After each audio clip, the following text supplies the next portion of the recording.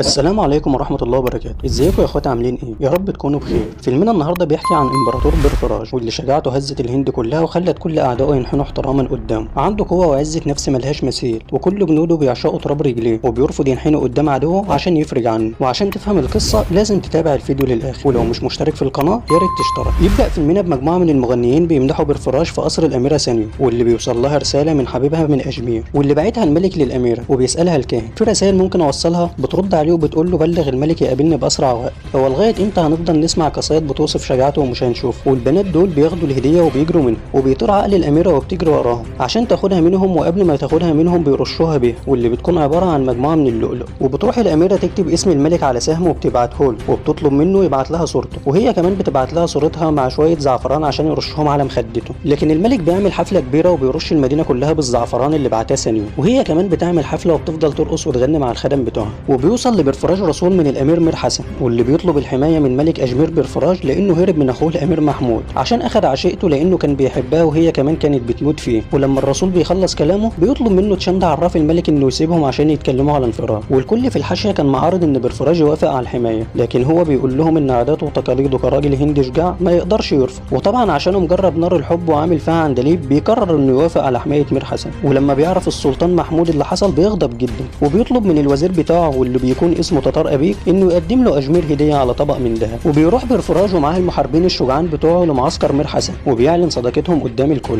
وبعد كام يوم بيرفراج قاعد مع الحاشيه بتاعته وبيسال الناس عن اي شكاوى ممكن يقدموها، فبيدخل عليهم رسول السلطان محمود وبيقول له ان جايب من السلطان رساله، وبيقول له فيها انه يسلم مير حسن وهيسيب البنت اللي بيحبها، وكمان هيسيب بيرفراج وجيشه عايش. لكن بيرفراج بيرفض يسلم اي حد تحت حمايته وبيطرد رسول السلطان. وبيفرح عمه جدا بالحرب لانه اخيرا هيشيل الغمامه اللي على عينيه، لانه محكوم عليه انه ما يشيلهاش غير في الحرب. وفعلا الجيشين بيتقابلوا، ومير حسن كان وسط جيش بيرفراج في الحرب، وكان واضح ان جيش السلطان محمود كبير جدا، بيقدر جيش بيرفراج انه يتفوق عليهم بسبب المهاره العاليه وشجاعه وبساله جنوده. لكن للاسف مير حسن بيموت في الحرب وبيرفراج بيأسر السلطان محمود. وتاني يوم بعد جنازه مير حسن بيرفراج والحاشيه بتوعه قاعدين يتناقشوا هيعملوا ايه مع السلطان محمود، وبيكون بيرفراج عاوز يسيبه ويفرج عنه، لكن عمه بيكون رافض الفكره وعاوز يقتله. بس العراف تشند بيقول له بلاش تقف في وش الموت يا عمي. ولما عمه بيساله اشمعنى يا عراف القصر بيقول له لان اليوم اللي هيموت فيه السلطان هيموت فيه بيرفراج. وتاني يوم بيرفراج بيجيب السلطان وبيساله تفتكر ايه العقاب اللي ممكن تاخده؟ بيرد عليه السلطان ويقول له الموت طبعا، لكن بيرفراج بيعفو عنه. وبعدها بيظهر ملك بانكوك واللي كان اسمه جايت شاند، واللي بيكون ابو سانيو، وكان بيضحي بقربان للالهه، وبيلاقي رسول جاي من دلهي بيطلب منه الحضور. ولما بيوصل دلهي بيلاقي الملك الحالي لدلهي واللي كان جده هيسيب حكم المدينه دي لبيرفراج عشان شجاعته وحكمه العادل. والكلام ما بيعجبش جايت شاند لانه طول عمره بيحلم انه يكون ملك دلهي، وبيقول لجده انه لو ادى دلهي لبيرفراج هياخدها منه بالقوه. وبعد كام شهر ملك دلهي بيعمل احتفال عشان يسلم فيه حكم دلهي لبيرفراج، وبيروح رسول ملك بانكوك بيطلب منه انه يجهز نفسه عشان عاوزين يعملوا الطقوس المقدسه بتاعتهم، واللي بتكون عباره عن ان كل الملوك بيفضلوا يتعاركوا من غير موت،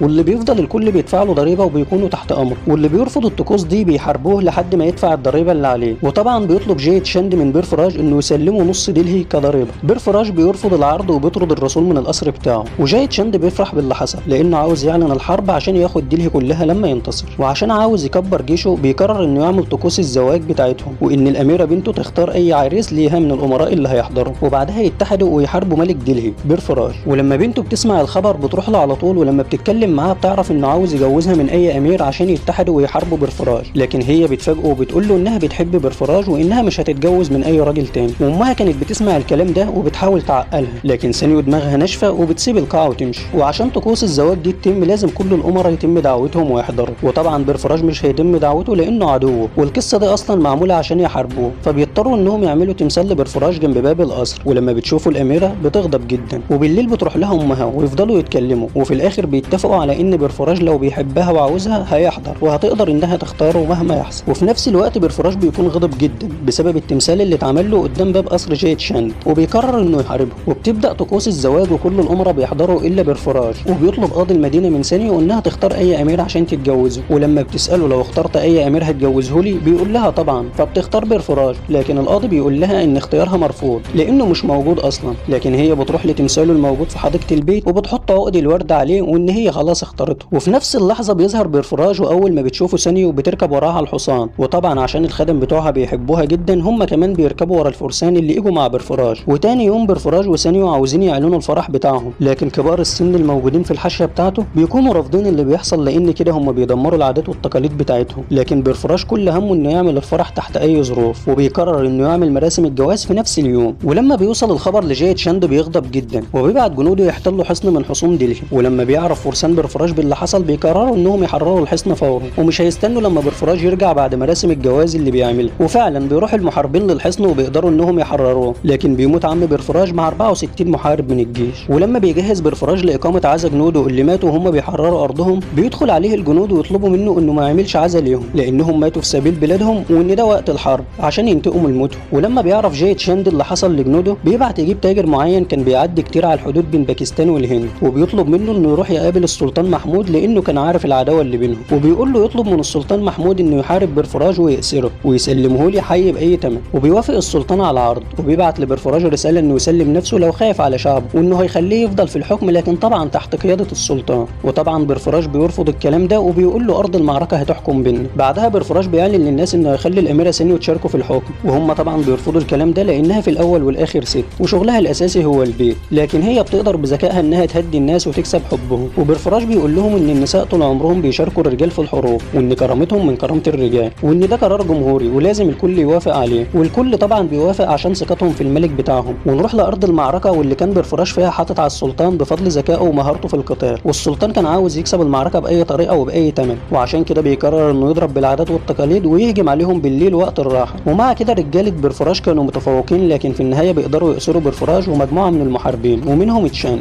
واول ما بيوصل الخبر للملكه بتأمر الخدم بتوعها انهم يعملوا النار المقدسه ويرموا نفسهم فيها احسن ما يجي رجاله السلطان ويغتصبوهم ويلحق بهم العار. وبيظهر بعدها جاي تشاند وهو مكتئب وحزين، وده عشان اولا ان بنته رمت نفسها في النار المقدسه، وثانيا عشان السلطان رفض يسلمه بيرفراج لانه عارف قيمته وقرر يحتفظ بيه، وثالثا لانه خسر دلهي واللي اصبحت تحت قياده السلطان. وبعدها بنروح لبيرفراج وهو في الكوليس واللي كانوا بيعملوا فيه قتالات لحد الموت او محاربه حيوانات مفترسه عشان المجد للفرسان ومكان لتنفيذ حكم الاعدام. وبيظهر بيرفراج وهو مربوط في سلاسل ورافض انه ينحني للسلطان لانه ما كانش شايفه غير مجرد انسان عادي، وساعتها بيقرر انه يخزق عينيه حرفيا. بعدها بيروح السلطان لتشاند العرافه بيقول له فاكر لما كنت بتقول انه هيقطع راسي؟ بيرد عليه ويقول له احنا لسه فيها وانا فاكر كلامي كويس، ولو عايز تتاكد من اللي هيحصل خلي محاربيك يتحدوا السلطان في النزال، بس لازم يعملوا صوت قبل الهجوم. وبيوافق السلطان. وجوه حلبة القتال بيقدر بيرفراج انه يقتل اسود السلطان رغم انه اعمى، وبيطلب من السلطان انه يواجهه في نزال لكن بيغمى عليه من التعب. وتاني يوم الشعب بيحيي بيرفراج على شجاعته لانه قدر انه يواجه 3 اسود ويقتلهم مع انه اعمى. وبينزل السلطان يواجه بيرفراج في النزال وبيقدر بيرفراج انه يقتله بسهم واحد، لكن جنود السلطان بيضربوه بالسهام. وبيخرج المحاربين ويلفوه في عمائهم ويشيلوه ويمشوا، وشعب افغانستان كله بيهتف باسمه. وهنا بيخلص فيلمنا. ما تنسوش تعملوا لايك للفيديو وتشتركوا في القناه، واشوفكم في فيديو جديد ان شاء الله. سلام.